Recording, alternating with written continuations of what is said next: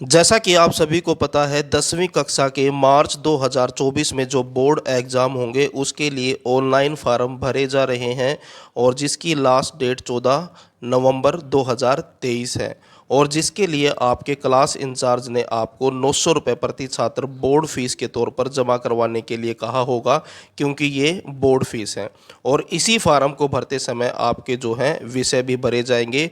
5 subject आपके compulsory है और एक छठा विषय जो है आपको चुनना होता है, जिसमें आप फिजिकल, ड्राइंग, संस्कृत, कंप्यूटर या फिर कौशल विषय में से कोई एक विषय ले सकते हैं।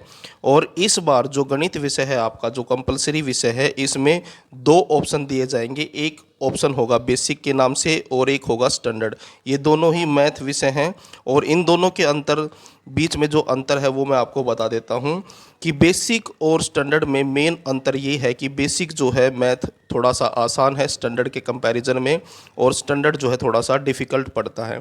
और बेसिक ऑप्शन वही छात्र चुनाव करते हैं जिनको आगे जाके 11वीं कक्षा में गणित विषय नहीं लेना है, यानी कि मैथ नहीं लेना है, वो आर्ट लेना चाहते हैं। यानी कि ख़ास तौर पर वही छात्र जो है बेसिक मैथ को लेते हैं जो आगे जाके आर्ट विषय पढ़ना चाहते हैं, क्योंकि वहाँ पर जो है मैथ विषय वो कंपलसरी नहीं होता।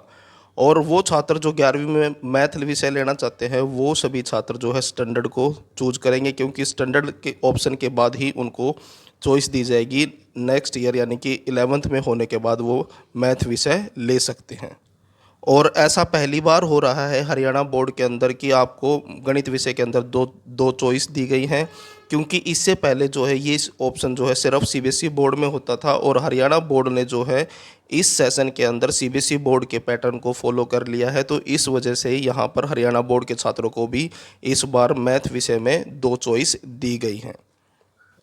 तो अब आपको दोनों ऑप्शन के बीच में जो मुख्य अंतर है वो समझ में आ गया होगा, यानी कि 10वीं कक्षा के अंदर जो बेसिक मैथ है वही छात्र लेंगे जो 11वीं कक्षा के अंदर आर्ट से पढ़ाई करना चाहते हैं और मैथ विषय नहीं लेना चाहते हैं। और जो छात्र मेडिकल, नॉन मेडिकल और कॉमर्स से पढ़ाई करना चाहते हैं 11वीं में, वो छात्र जो है स्टैंडर्ड मैथ को चूज करेंगे, क्योंकि उसके बाद ही उनको 11वीं कक्षा के अंदर गणित विषय लेने का ऑप्शन दिया जाएगा। और जो हरियाणा बोर्ड ने इससे रिलेटेड जो नोटिस जारी किया है वो मैं आपको दिखाता हूँ। ये वो नोटिस है जो हरियाणा बोर्ड ने जारी किया है। हरियाणा विद्यालय शिक्षा बोर्ड भिवानी, यहाँ पर फार्म के बारे में बताया गया है। जो मेन पॉइंट है वो यहाँ पर है पॉइंट नंबर 19 के अंदर। सेकेंडरी यानी कि 10वीं सेकेंडरी परीक्षा में जो विद्यार्थी आधार यानी कि बेसिक गणित को विषय के तौर पर चुनकर 10वीं की परीक्षा उत्तीर्ण करते हैं, यानी कि 10वीं की परीक्षा पास करते हैं, वह विद्यार्थी कक्षा 11वीं में गणित विषय को अध्ययन हेतु नहीं चुन सकते। यानी कि 11वीं के अंदर उनको गणित जो है नहीं मिलेगा। केवल मानक स्टैंडर्ड गणित विषय में ही उत्तीर्ण परीक्षार्थी ही कक्षा 11वीं में गणित विषय का चुनाव कर सकता है। यानी कि जो छात्र स्टैंडर्ड गणित यानी कि स्टैंडर्ड मैथ लेंगे वही छात्र जो है 11वीं कक्षा में गणित विषय ले सकते हैं।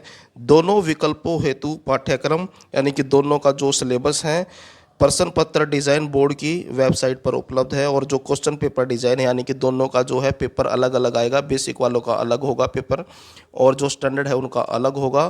तो दोनों के जो क्वेश्चन पेपर डिज़ाइन है वो भी हरियाणा बोर्ड ने अपनी साइट के ऊपर अपलोड कर रखे हैं, वहाँ से आप उनको देख सकते हैं।